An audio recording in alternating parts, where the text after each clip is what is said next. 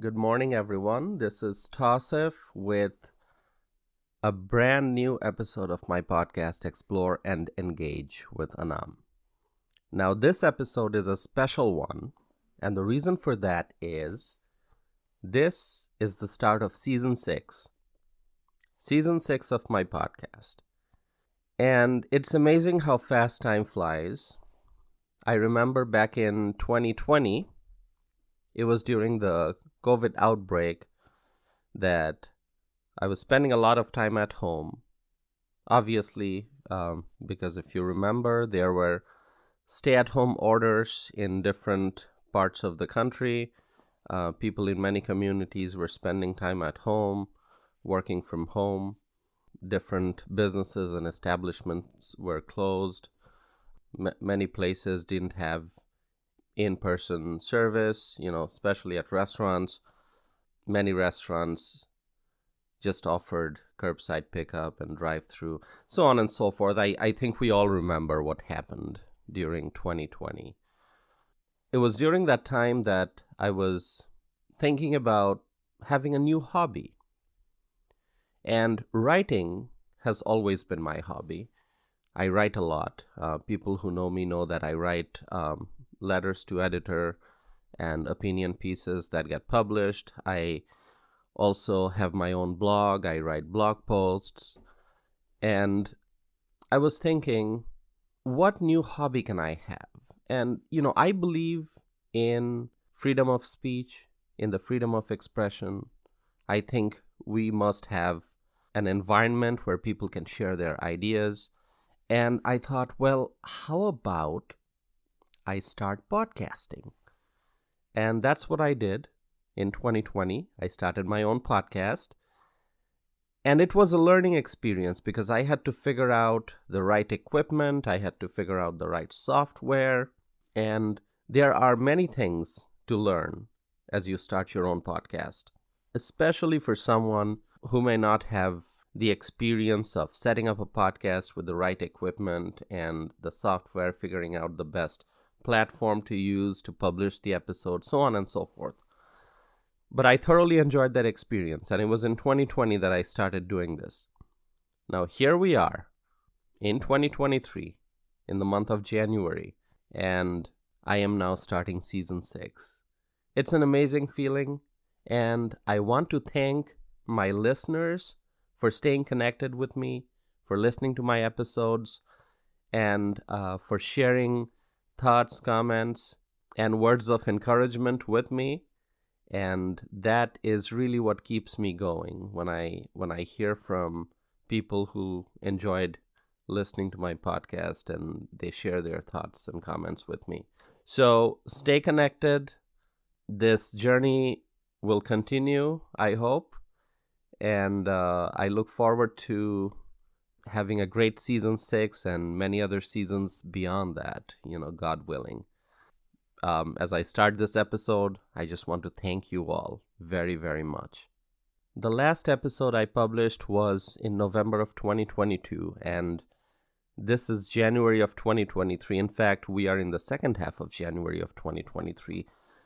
So naturally, people may ask me, those who are not connected with me on social media or, people who don't see my day-to-day, week-to-week updates, may naturally ask me, hey, what have you been up to? Here's what I've been up to. Usual busy life, busy with work, busy with personal life, busy keeping everything in order, staying healthy, dealing with the unpredictable winter that we're having here in Madison, Wisconsin.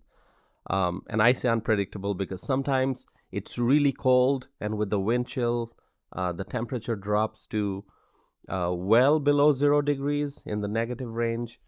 And at other times, the temperature may rise over 40 degrees Fahrenheit. So the temperature may be 40 degrees or more, which is amazing in the winter when you get, what I call some warm days.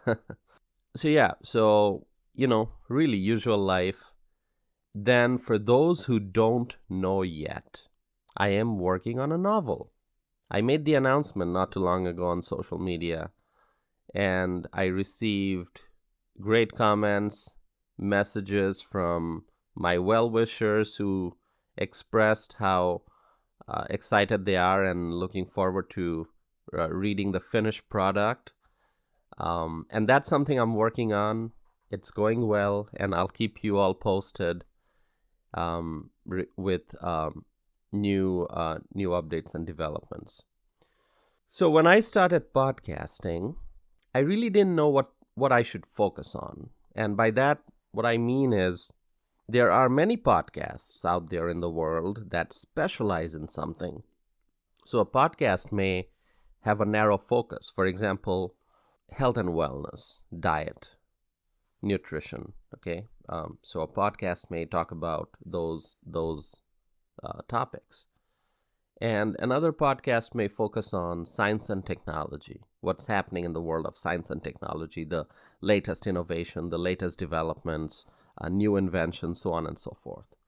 There may be another podcast that talks about travel and adventure, places to visit, things to do, tourism, so on and so forth.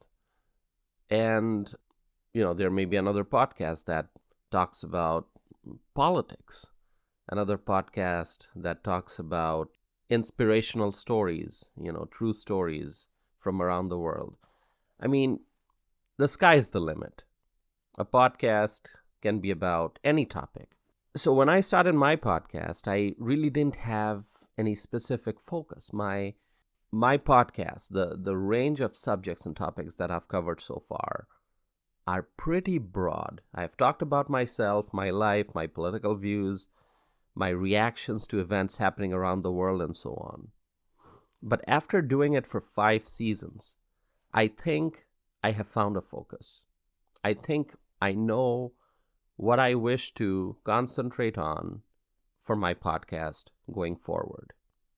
I think what I'll do is talk about social and political current affairs. Going forward, that's going to be my focus, I think. Social and political current affairs. And so that's a commitment I made to myself. Let's see how things go moving forward. Plans can change. I can find a better idea maybe. But that's my focus for now going forward. So we'll see how that goes.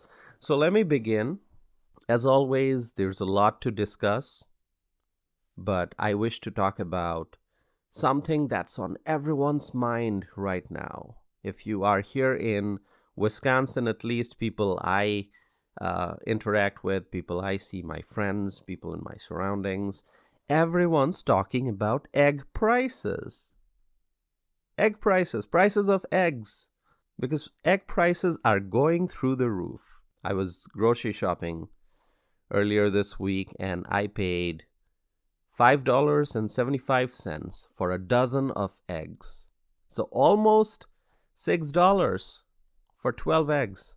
And those were not, fancy organic eggs or anything special, just regular large eggs. $5.75. And that was actually maybe the cheapest, or if not the cheapest, one of the cheapest options on the shelf. There were other expensive options. You could spend over $6 and $7 and even over $8 for a dozen of eggs. It's unbelievable. And egg, as you may all know and agree, that is a key ingredient in many dishes. And it's a basic item on a breakfast or a dinner table. If you have pancakes, you're going to maybe have eggs. If you have bread toast and jam, maybe you'll have eggs on the side. And eggs are used in preparing so many dishes. And so if egg prices go up, it's going to affect people's budget. It's going to affect people's diet. I cannot remember a time when eggs were this expensive, okay? And I have been in the United States for many years. And I've seen prices rising and falling because of things happening in the world and supply issues and whatever. But I cannot remember a time when eggs were this expensive. And this did not happen all of a sudden. We have been suffering from inflation for a long time. And prices have gone up because of reckless Washington, D.C. spending. And the policies and actions of the current administration in federal government. So prices of things in general went up, and we're still suffering as a result. But egg prices are going up pretty significantly, and everyone's talking about it. And according to a recent report, egg prices went up 60% in 1 year. 60%. And this crisis surrounding eggs appears to be the result of the avian flu. And I'm not sure what factors and to what extent are affecting the prices of eggs. There could be multiple factors in here. But avian flu is one of the reasons. According to USDA, 58 million birds have been infected with avian flu as of January 6th of 2023. So we have one crisis after another in the last 2 years. Gas prices are still high. I paid here in Madison this week more than $3 per gallon the last time I got gas. And I think I was traveling, so I purchased gas from a different community also, maybe like 40 miles from Madison, and that was also over $3 per gallon. I have talked about it quite a bit. Gas prices, when they are high, that affects everything. People use gas for everyday commute, for long distance travel, and much more. So I've talked about it quite a bit. I've written about it a lot. And I hope that the prices come down. But if I am paying here in Madison more than $3 per gallon, that's very high. So that crisis is ongoing. The other crisis, also one that I've talked about quite a bit, I think, is the immigration crisis, the illegal immigration crisis. It's going on. People are pouring in. I think since this administration came to power, in the last 2 or so years, millions of people, millions of foreign nationals have come into the country illegally, violating our immigration laws. And that shouldn't be happening, but it is. I support the strong enforcement of our nation's laws. I support border security. I believe in the lawful, legal immigration system.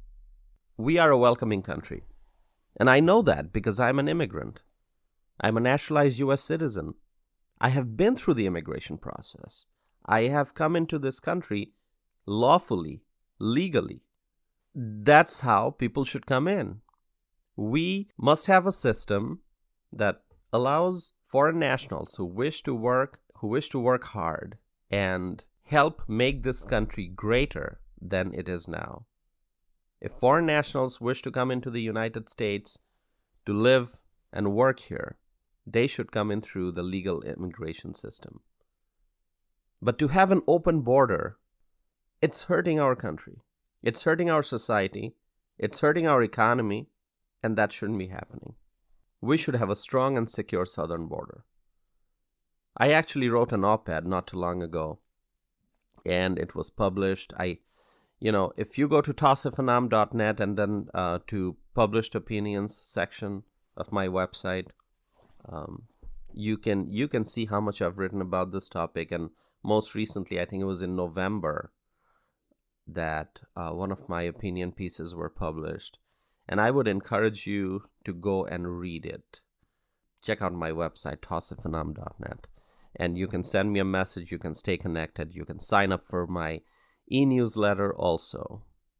Now, talking about immigration issues, I have seen that there are folks out there who are very quick to label people as anti-immigrant. If you talk about the issue of illegal immigration and you say, we should have a secure border, we should make sure that people are not able to come in without authorization, that they must do so through the proper legal process. If you say things like that, there are folks out there who are going to label you as anti-immigrant. No, I'm not anti-immigrant. I am an immigrant. And I support legal immigration. So how can I be anti-immigrant? I can't be. I believe in hard work. I believe in having strong communities, strong neighborhoods, a thriving economy, and we need people. In the American economy, we need people. So if foreign nationals wish to come to the United States through the legal process, to work here, to contribute to the success of the American economy, to help make communities and cities and states safe and secure, we must welcome immigrants as long as they do so legally, as long as they come in by following our nation's immigration laws. And now I just saw in the news the other day that dogs are being left behind by migrants. And I'm not sure if you saw that, but go check that out. So immigrants, as they're coming in unlawfully through the southern border, many are leaving their dogs behind on the other side. And so there's this new crisis, I think, of animals being left behind by migrants at the border. Now I'm going to switch to a different topic because I feel if I talk about immigration, I can just do so all day. I have so many thoughts on that issue. And that's why I'll talk about a different topic now. I just saw in the news this week that there's a bill in Connecticut that would let 12-year-old children get vaccines without the consent of their parents. The bill would change the law if it becomes, if the bill passes and gets signed into law. So that's not happened yet. If this bill becomes a law, then it will allow 12-year-old children to get vaccines without parental consent. Think about that very deeply. Ask yourself, do 12-year-old children do they have the knowledge, the wisdom, and the ability to make medical decisions in general, and also medical decisions pertaining to vaccines? Ask yourself that question. I wonder what the motivation is behind this proposal. Why would anyone wish to empower 12-year-old children with the power to give their consent, to be in a position to not require the consent of their parents in order to get vaccines? And we're not talking about COVID vaccines only.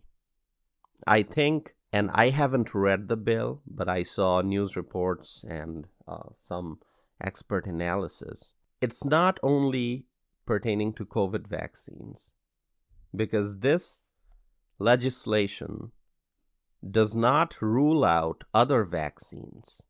And so now, as a member of this society, ask yourself, why would we put the power to make such important medical decisions in the hands of 12-year-old children? They are children. A 12-year-old still has a long way to go to graduate from high school. And this bill wants to give them the power to make their own medical decisions without the consent of their parents. Medical decisions pertaining to vaccines. Okay, I think I'm almost on repeat. I'm saying the same thing over and over again, but I want you to think about it.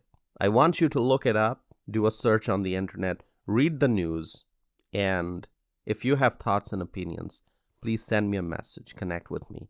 I want to hear your thoughts. I want to know your views on this. Would you support something like this? I never would. I oppose this legislation. This shouldn't be happening in Connecticut, but it is. I don't know if this bill will become a law, but I'm curious to find out. I hope this bill does not get signed into law.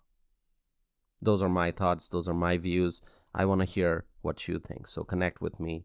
Share with me your views and opinions. So the next thing I wish to talk about is Mount Rushmore. That's the topic. Who loves Mount Rushmore? I love Mount Rushmore. Now, sadly, I have to admit that, I never visited Mount Rushmore. I never had the opportunity. I really wanted to and just never made it. But hopefully sometime soon, I would like to make a road trip. And, I live here in Madison, Wisconsin. I wish to drive from Madison, Wisconsin to Mount Rushmore. I'm sure it'll be a beautiful drive. And I love driving.